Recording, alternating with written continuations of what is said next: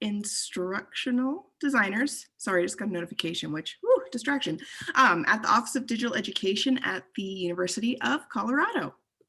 Woohoo. Oh my gosh. Making sure I have all my buttons to click in the right places. Always fun. I know, I'm just thankful that my 6-month-old son is currently napping, so it worked out perfectly. So here's a general agenda of what we are talking about today. So we're going to first talk about why we're here and define feedback a bit, in addition to giving examples and then soliciting examples from you. We'll talk about the concept of feedback versus feed forward. We'll give some practical examples for involving students in your feedback processes, and we'll end with a little bit of discussion about scaling to large format courses. So again, feel free to chime in the chat, or, we would love to hear your voices too if talking is a better fit. I know it's a lot being on Zoom all day for the last year or so. So we totally understand. Participate as you feel comfortable. And we've got a link to our slides, so don't feel like you have to write everything down, and we'll share that again later on. So why are we here? Basically, we are here because the word feedback has a lot of feelings associated with it, especially in education. Most believe that feedback is important, but students report a lot of dissatisfaction with feedback. Either they say it's just not helpful or it's not timely enough. They have to wait too long to get it. And faculty also say they find it extremely time-consuming and burdensome sometimes. Sometimes they doubt whether students even read or engage with their feedback. So we're going to help with all of that today by showing you how to improve your feedback and weave it into your course in meaningful ways.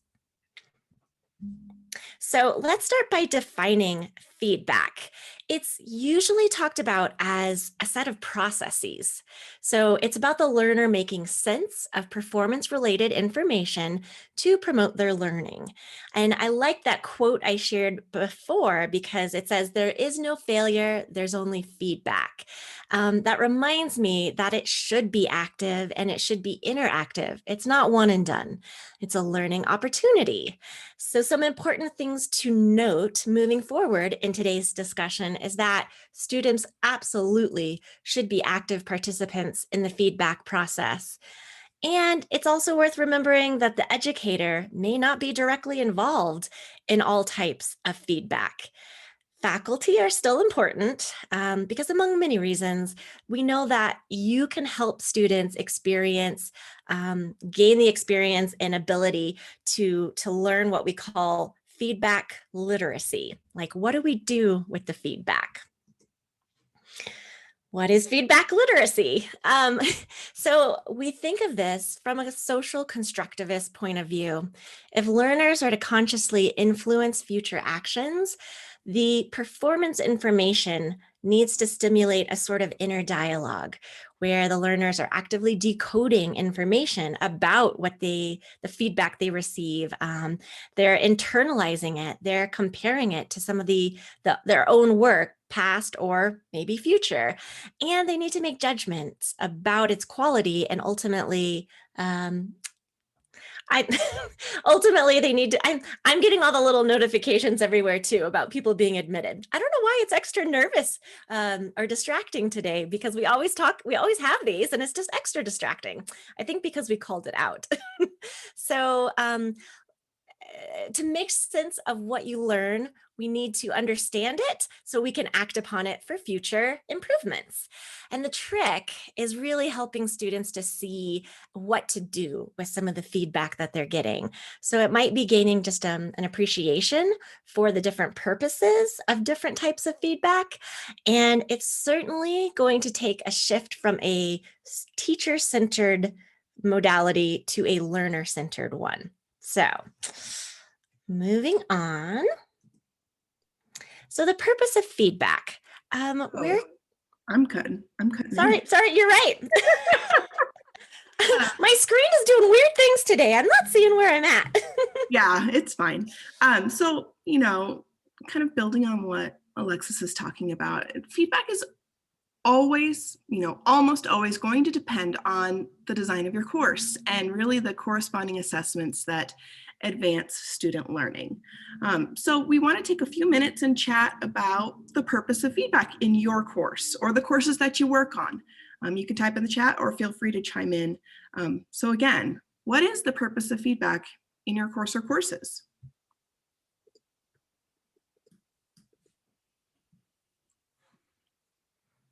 And it seems like it's a quiet chat today, so we'll keep waiting. To help students improve, to guide students, to see what students know.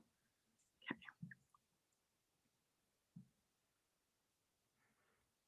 Repairing misconceptions. Oh, I like the connecting with students, recognizing errors, reducing stress, reinforcing correct or incorrect answers.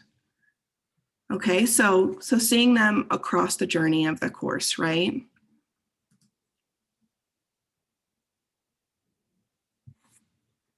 Yeah, moving them forward.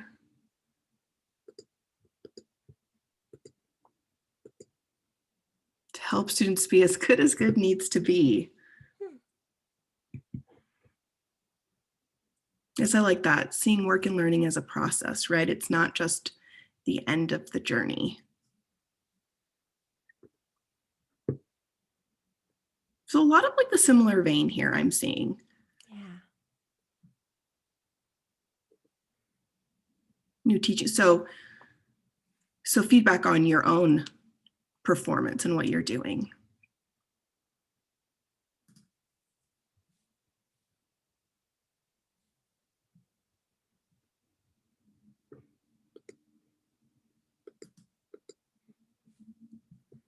I like that. Yeah. Yeah.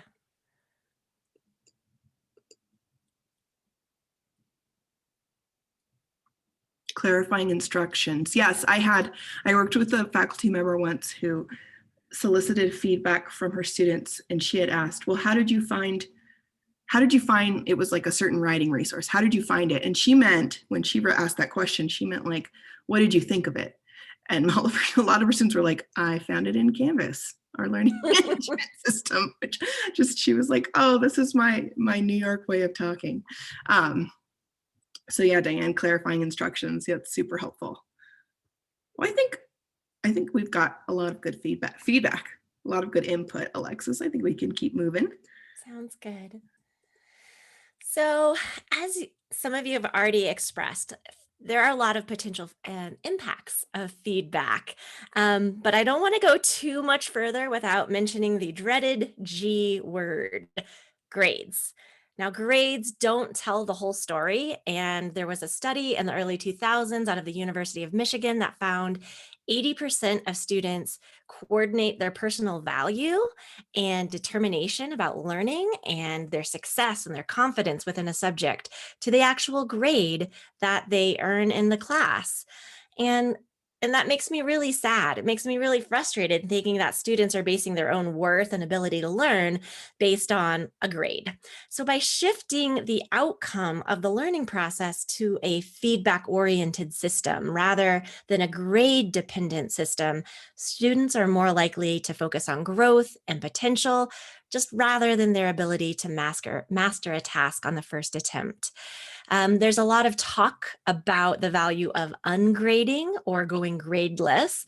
Lots of positive implications on this topic, but the challenging part is that eliminating grades doesn't mean you can eliminate feedback. Students still need to get a sense of how they're doing performance-wise, even if it's a self-evaluation.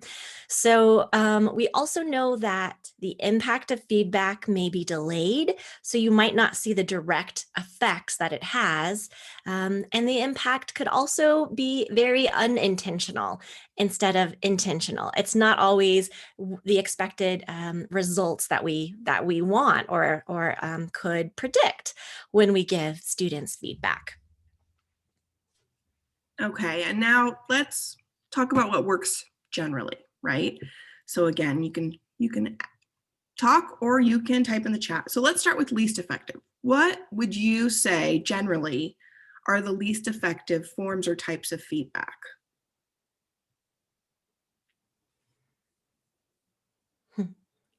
Oh, that was a big, all caps, too many comments. Good job, cut and paste. And feel free to unmute yourself. I realized that's what was throwing me off too at the beginning. I'm so used to having at least a few videos that stay permanent instead of like everybody's popping around like the whack-a-mole. Generic feedback, yeah. Generic program responses like good job, try again. 3 3 weeks weeks later. later, yeah. Like, what did I even do 3 weeks ago? I mean, obviously, like sometimes life happens and a delay will happen, but generally, yes, delayed feedback is just not great. Standardized feedback, too much negative or too vague. Mm-hmm.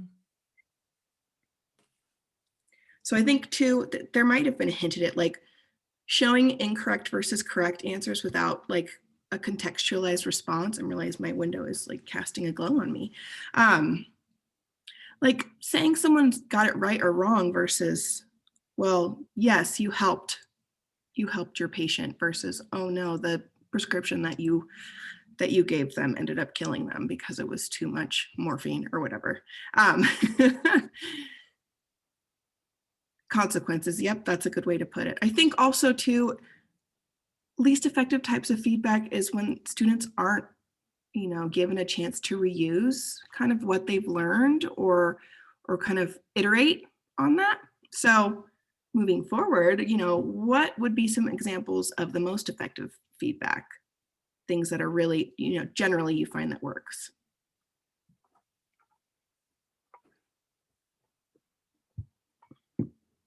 Specific and personalized. Personalized, that's easier when you have a smaller class size, right? One-on-one Zoom sessions with students, right? Audio, video, yes, and super helpful. Constructive, varying the types of feedback. I like that. Specific things that we can do next. Actionable items. Focusing on the process versus results. And again, yeah, thinking about what can be done next. And involving the students, I think. We're big proponents of self-evaluation and self-giving feedback on your own performance. Sensitive feedback, that's interesting. And I know Zoom is very cool. It can't be one and all in terms of functionality. Student agency, yeah. And ongoing, right? Like, it's interesting. I studied abroad in England, and we had one paper and one exam from all my courses when I was in undergrad. And it was like, well, I kind of just submit this, and hope that I pass. So there are examples, in university here that I just like better in having work throughout an entire class instead of two things. Yeah.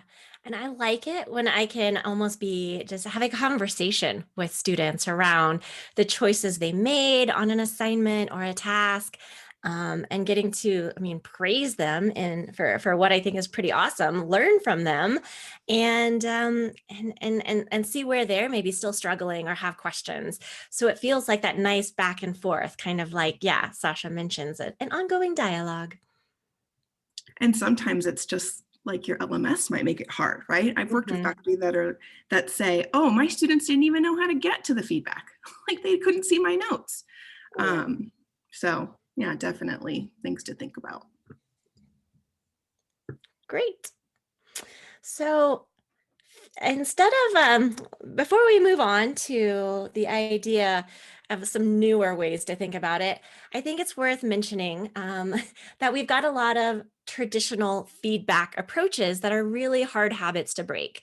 And I am guilty of all of these as an educator. So no need to think that I'm putting the onus on what you're doing wrong, because I do this all the time. And one of the issues is we just affirm what people already know. So maybe I'm just telling students, you're really good at that. Wow, you're so organized. Wow, your writing is good. Wow, your APA style is on point. They probably already know that. The second one is pointing out the problems. Okay, so that won't work, or that wasn't good. because. And that's just a little limiting. It's nice to know what didn't work, but what do I do with that? The third idea, even Jen mentioned earlier, just dumping too much information on students. So sometimes I'm thinking of like rubrics with 10 to 20 different measurements, or we're trying to mark off everything. I don't even know where to focus, and students don't either. The fourth idea is around, well, maybe it's a praise sandwich because we don't want to be mean. So we'll start with good news, what you did great, then kind of like, okay, here's what you need to work on, but then overall it was really great. And it's shown that sometimes that feedback actually gets lost. So students didn't even notice what you wanted them to improve. The fifth is not offering a plan of action. So again, that is a measurement of, or it's a focus on measurement, not a plan for change or improvement.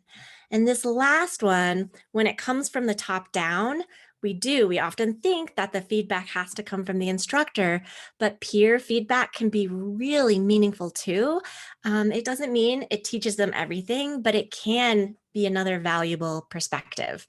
So the problem with traditional feedback is that it reinforces a lot of negative behaviors by focusing on our flaws, which typically shuts people down.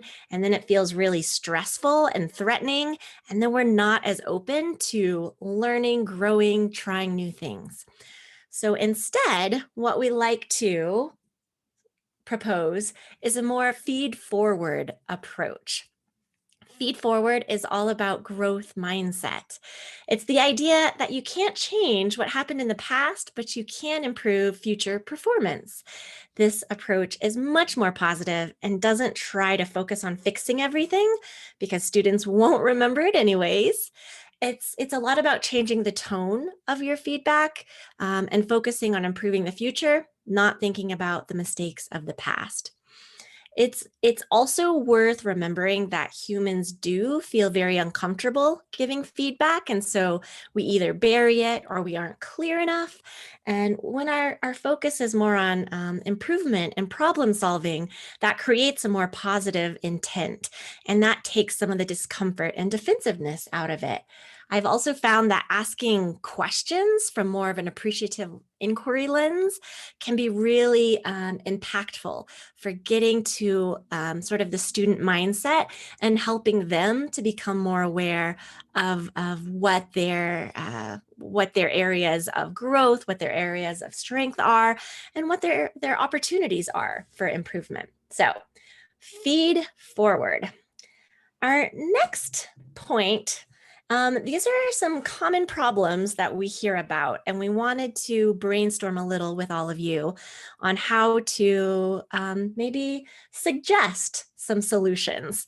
When we hear, sometimes we think students don't read my feedback. As Lynee already alluded to, it might just be because they didn't know where to look in your LMS. That is a common problem. What suggestions, though, would you have for others who think their students don't read the feedback? Feel free to unmute or type in the chat.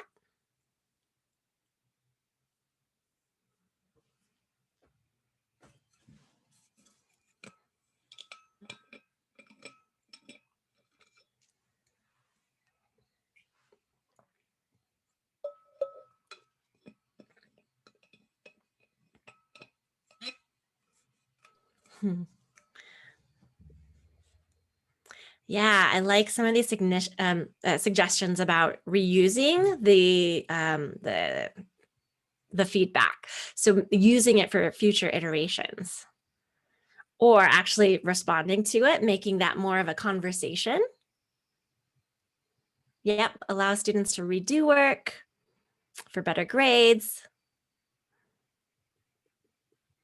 Ooh, or explain what changes maybe they implemented, maybe what they didn't. And why? Because it doesn't mean just because you're offering feedback, and same thing with peer feedback, you may not agree with your peers. Sometimes even people give conflicting feedback. It doesn't mean you have to take into account all their suggestions or implement them. No, Yes. there might be some assignments where like you don't want to compromise your voice in your style of writing, right? I mean, we all have different approaches to the way that we communicate. So, but there also might be assignments where it's like, oh, you need to do a type of academic writing that requires, certain things. So I really like the idea of failing gracefully. And some others alluded to not making it high stakes. So it's not about the grade, but it's a chance to learn from your mistakes.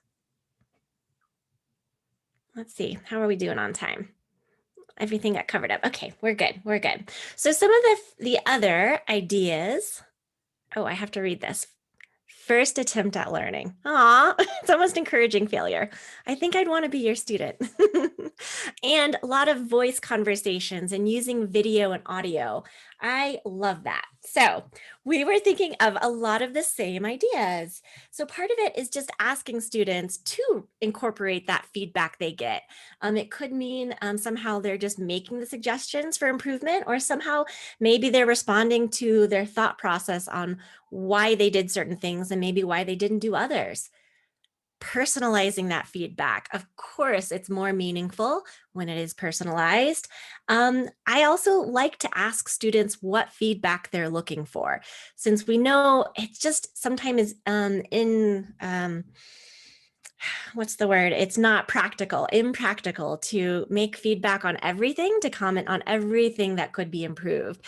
So figure out what is it that students want to improve on? What is it that they're looking for better insight into? And try video or audio feedback. Sometimes it helps because we're better able to connect to those like body language cues. And so if students maybe aren't really internalizing what you're writing, maybe for you, it provides that chance to connect with your students by adding some of that verbal, nonverbal communication right there. and think about too, if you're a sarcastic person naturally and you're trying to, show a bit of your humanity, audio or video is probably going to be better than text in some ways. Not that you'd be sarcastic grading someone's assignment, but feedback is not always formal, and finding ways that kind of show that you're a real human is, important. I'm feeling inspired just reading the chat right now. So our second problem that we run into with faculty a lot is that giving quality feedback takes a lot of time. It seriously does. So any suggestions, any tips or ideas?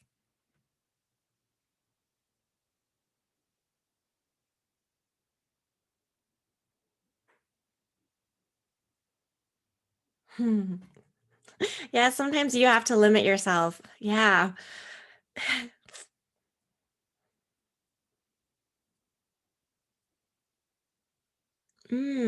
Using some of that.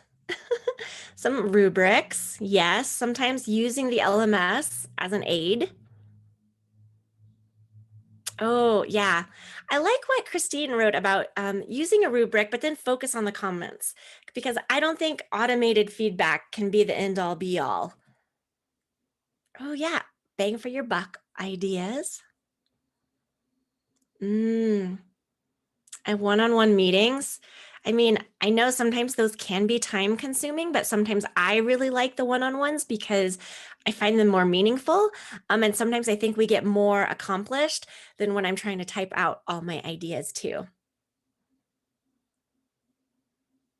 I'm trying to keep up with all the chats. Let me know if I've missed any. There's multiple requests for the Chrome extension, so if you're willing to share that. Oh, there we go. Yay.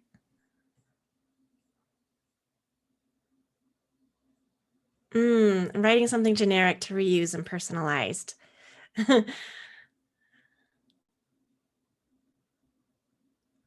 Nice.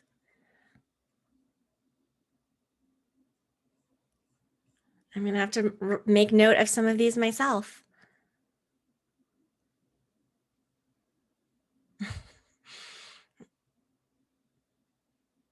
Talk and comment. I admit, like, I'm a very slow texter. I use voice to text for like so much of my mobile communication these days.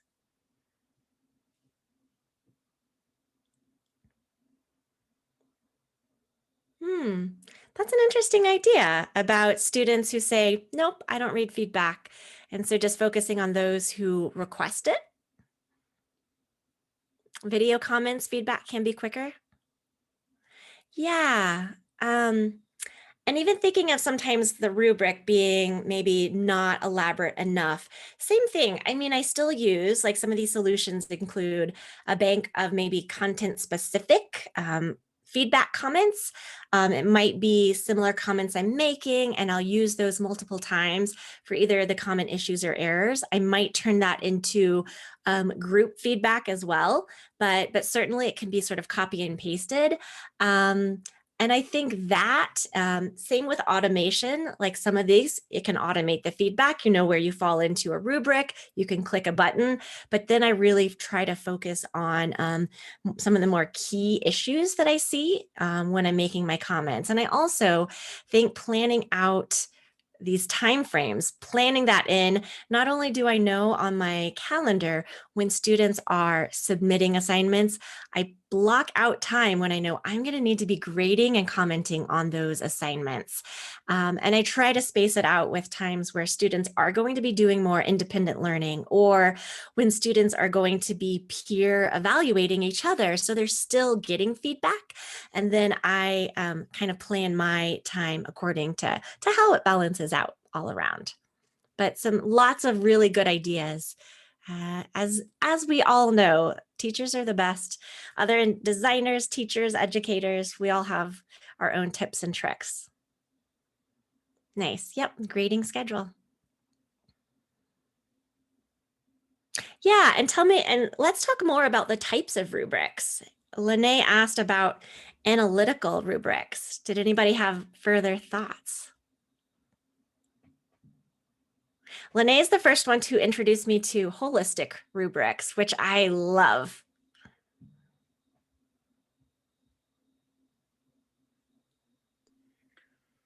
Well, it's crickets for that question right now. So I think we can keep moving, which is totally fine. You never know in Zoom land. And I mean, most of the time, I mean, the way that most learning management systems are designed, they really are leaning, kind of pushing you towards analytical rubrics anyways. You kind of have to play with the system to make it work with different types of rubrics. So moving from kind of those instructor problems to involving students in the feedback process. And you know, it can be so powerful, and it really has some potential to take pressure off of you as an instructor. One, it can remove that factor of teacher telling in the feedback process. And really, but in order for any of these recommendations to work, you have to have a course, whether it's online, remote, in person, that exists on a foundation of trust, community, and collaboration. Like without that, it doesn't matter. Because if your students don't feel comfortable, if they're not able to be their true selves, they're really going to have little motivation to seek real feedback or provide real feedback. So in terms of peer review, and I apologize if you can hear my baby yelling, he is fighting a nap real hard. But in terms of peer review, most of the time I feel like when I've worked with instructors, they do peer review of classmates filling out an analytical rubric, so check boxes, maybe one or two sentences, a lot of time where they say, oh, you did a great job. So super useful. And then the other side of what I tend to see is peer reviews of written assignments that are like hyper focused on like grammar, syntax, spelling, all of that. And maybe that's not the true focus of peer review, unless it's maybe like a Writing 100 course. And I don't think these two examples that I see a lot of are what instructors want when they think of peer review. So again, correct me if I'm wrong in the chat. Some of you may be teaching where those work really well for you. So in terms of benefits of peer review, I mean, benefits that I see include being exposed to other students' work. So being able to compare your work to another's, not in the comparison is the thief of joy way, but just seeing, you know, what did other students think about XYZ? And, you know, look at their process and thoughts on similar topics. And, you know, in terms of doing peer review, we kind of have to sell the students on why we're doing peer review and what we're looking for when we do peer review. So it's really an opportunity for you as an instructor to model kind of what you want from the feedback process or the peer review process. Giving feedback and receiving feedback is a skill. It's not something that we're just born with. I remember I was an art history major, but I had everyone at my college, it was liberal arts, had to take an art class, like an actual physical arts class. And I took a sculpture class and it included critiques. And my instructor, he would get so angry anytime someone was like, oh, I really like your art, or this sculpture makes me feel happy, things like that. But he never, ever modeled what he expected from us. Most of us were not art majors, so not physical art majors. And, we weren't versed in art criticism. Most of the class was spent actually making things. So if we didn't have modeling of how to do an art critique, how would we be expected to provide kind of meaningful discipline-specific feedback within the scope of the expectations, right? It's just really hard. And similar to one of Alexis' proposed solutions with feedback, it's best if students have the opportunity to incorporate feedback from their peers in future iterations of their assignments. And again, if you're not interested in peer review for your specific course, you can always kind of shift, pivot, and ask your students to complete a self-assessment at the same time that they submit their assignment. And so I love single point rubrics for this, whether it's for peer review or for a self-assessment.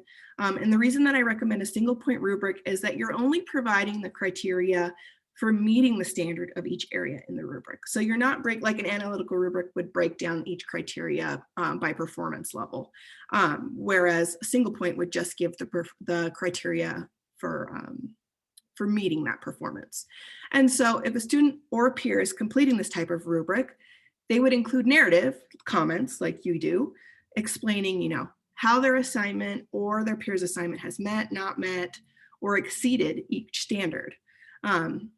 I've worked with some faculty who actually require students copy and paste areas from papers into this rubric to prove, not to prove, but like to support their argument or their narrative.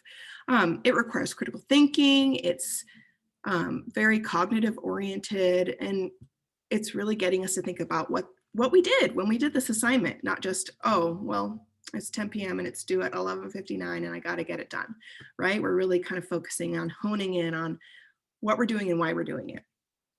And so there are multiple ways to structure a single point rubric online.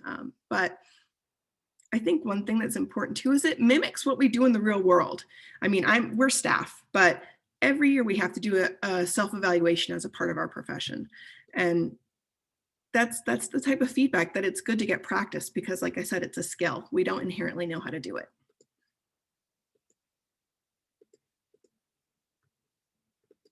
And Alexis, if you can hear me, there we go. Okay, so I know that we are spending most of this presentation on ways that we can give useful feedback. But this came up earlier. It's always important to solicit feedback. We have our end of the year course evaluations, but those are at the end of the course. And you can only apply that feedback on future iterations of your course.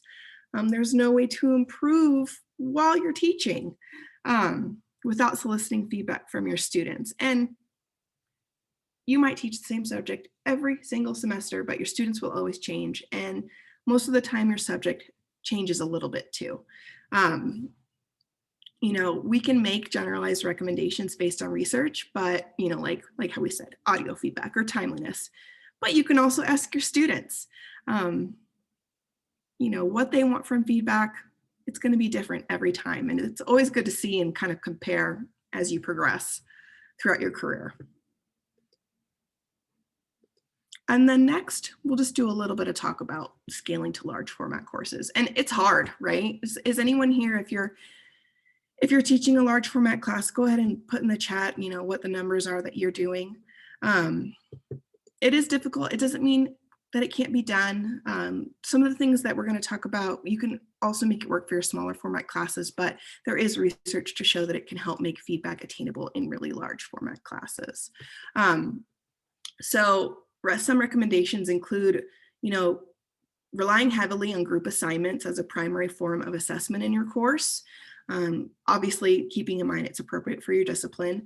And again, leveraging peer reviews as a mode of feedback. And it can really be effective. It, again, requires modeling from your instructor and or your TAs. So it may be, training your TAs who then also have to train your students. And I hope if you have a 150 person class, you have TAs. So, it's an art and a science, and it takes practice and intention and iterations on iterations to kind of get it done. And another option would be to ask your students, what type of feedback are you looking for on this assignment? This could work especially well in upperclassmen and post-undergraduate students. And you could do this informally through comments in your learning management system when they submit an assignment, or it could be more structured as like a cover page template. And so again, this is requiring them to think about what they've done and what type of feedback they're looking for in terms of improvement. There was one example from a course with 1,300 students in Hong Kong. Oh my goodness, I don't think I could ever do that.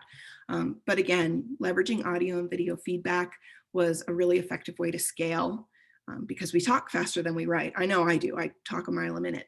And again, not worrying about looking perfect, or being your own worst critic. I feel like with the pandemic, we've gotten hopefully maybe a little bit less shy about appearing on camera, or maybe we're just over it. But again, it can help you seem more personable and add that social and teaching presence to your class, especially if you get dinged for seeming harsh or hostile in your comments. It can happen sometimes. I also found, there was a study about auto-graded knowledge check quizzes, and the results weren't compelling in terms of how these quizzes help students, right? Because high achieving students in this study, they didn't tend to benefit because they were already doing well. They were already motivated to achieve. And then those who scored lower in the class, these quizzes were optional. They didn't take the quizzes. So if you're going to, leverage an auto-graded quiz, obviously you want to make sure that they're tied to your goals in the course and advancing student knowledge, and really kind of giving that behind the design. I've put these out here as a way for you to make sure that check that you're getting, that you're being able to apply concepts from the readings, etc. Keep on sharing that rationale so that they are more motivated to use those knowledge checks. If any of you also teach large scale courses, we'd love to hear what works best for you in terms of providing feedback. Hopefully no one here is doing a 1,300 level course or 1,300 student course, but cheating, I don't know, cheating with video, I don't think that's a cheat. Maybe a hack versus a cheat.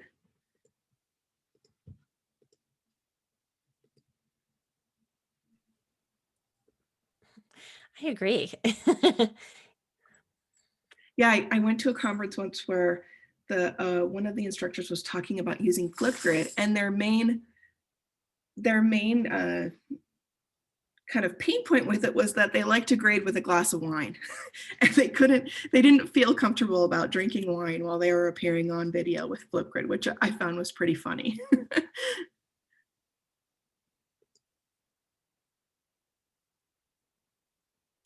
Brad, I tested Piazza when it was first launched, but I haven't used it in ages.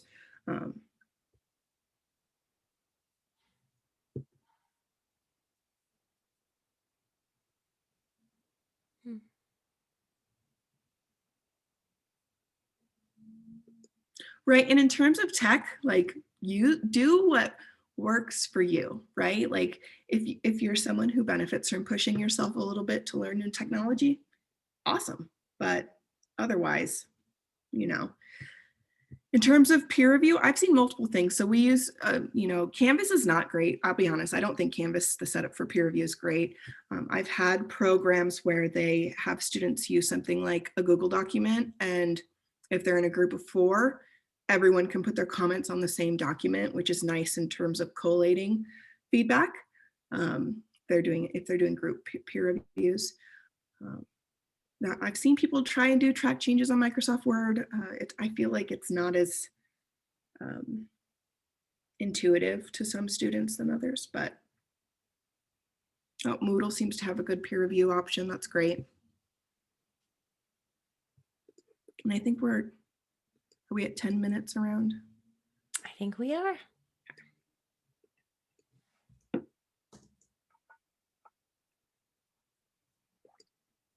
So we've got our references here, resources you can consult.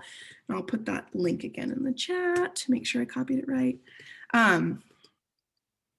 And so, moving forward, we titled this presentation, The Magic Feedback. And you might be wondering, well, where's the magic? And the magic comes from how it can transform your course, right? A lot of the trainings that Alexis and I do and work on our team are centered around the community of inquiry framework, and it's based on different types of presence in your course. So feedback, when applied effectively, it's really going to positively impact the social presence, the teaching presence, the cognitive presence in your course.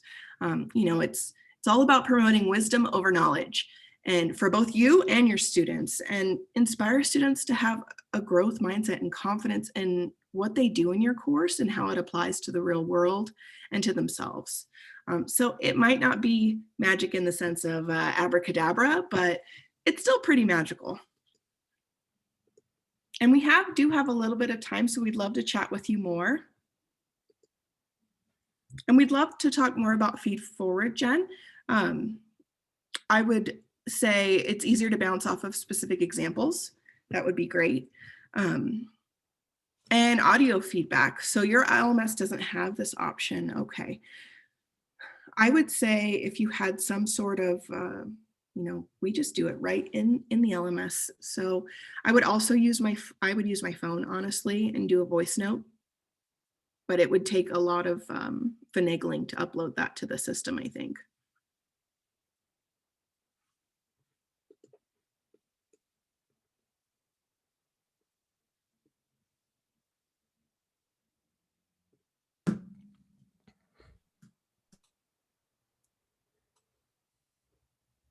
Yes, if you wanted to upload an audio file to your Google Drive, that would be good. Right. You have to really name them well, right? You have to keep all those files. Oh, and one thing that didn't come up was announcements as feedback. So like doing targeted feedback to students and then like general class feedback for themes that you saw across all students.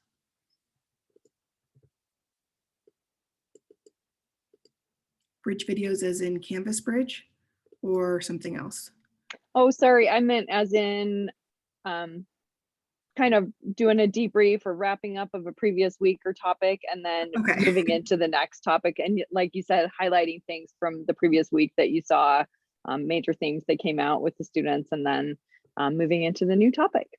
Like right now I'm teaching a professional development course. It's 8 weeks and we have Textmythnomia, and you can see who watches the videos, and that's fine. I always include text in addition to the video announcement. And some people just really don't want to watch the video, and I'm like, that's fine. You don't have to listen to me talk. I just want to make sure that they get the information that they need.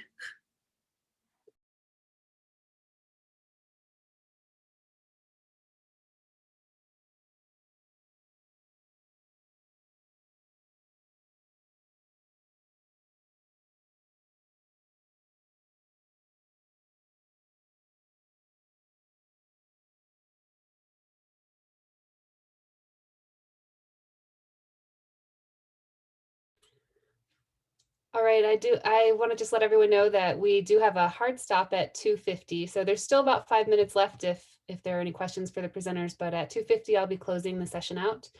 So I've put the link to the survey in the chat. So please make sure that you follow up with that. Let us know your feedback. It's also in the program. If you need the link again, let me know. Canvas lets you like things as well, but you can't tell who liked it. That's one thing that drives me just a little bit nuts, at least in our installation of Canvas.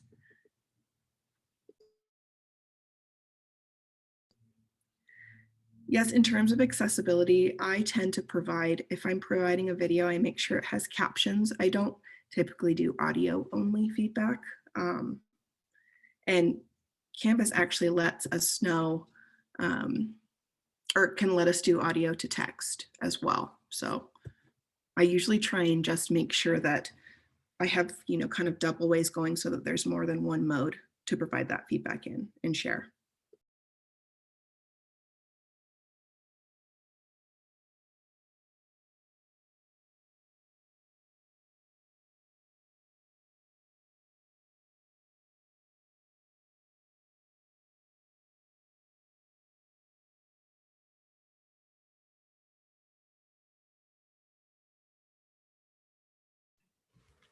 I'm hopeful that more ed tech videos will include closed captioning automatically for the future.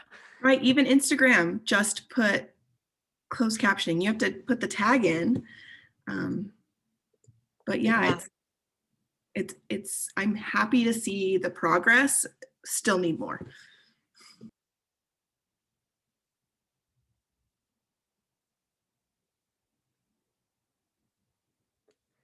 Feel free to reach out to either of us anytime. We love to geek out on this stuff. And don't forget to follow Lynee on Instagram. Oh, it's just pictures of my kids and my dog and my plants. So not ID related whatsoever.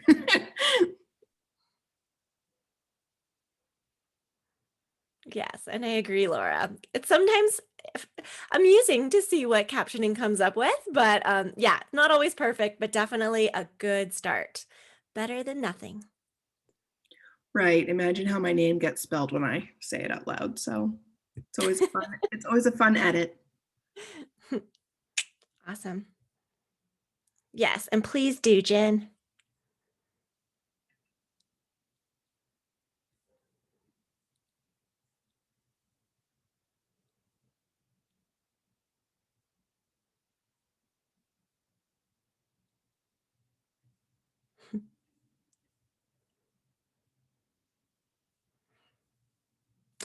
I hope everybody has a great rest of conference day #1. Thank you both so much for your presentation. Thank you. Yes, thank Put the link you. in the chat one more time for anybody who still needs it.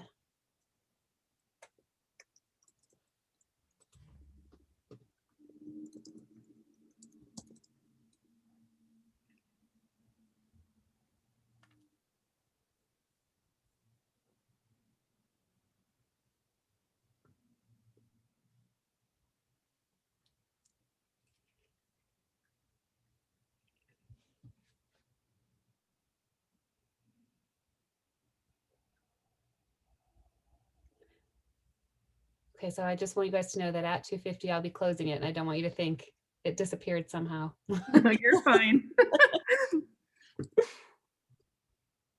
This is always that awkward transition time, huh? Well, great job with moderating and Oh my gosh, Yeah. great job to you guys. This was a great session. You had almost 80 participants throughout, so it was very engaging. yikes. No, that's awesome. That's so Yeah, awesome. I haven't seen that. Usually people drop off about midway through, so great job. Hey, we weren't terrible, Alexis. And that's in the recording.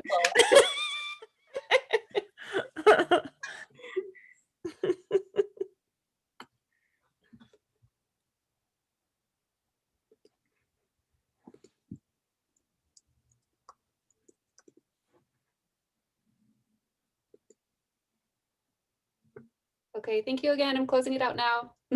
Bye. Bye. Bye.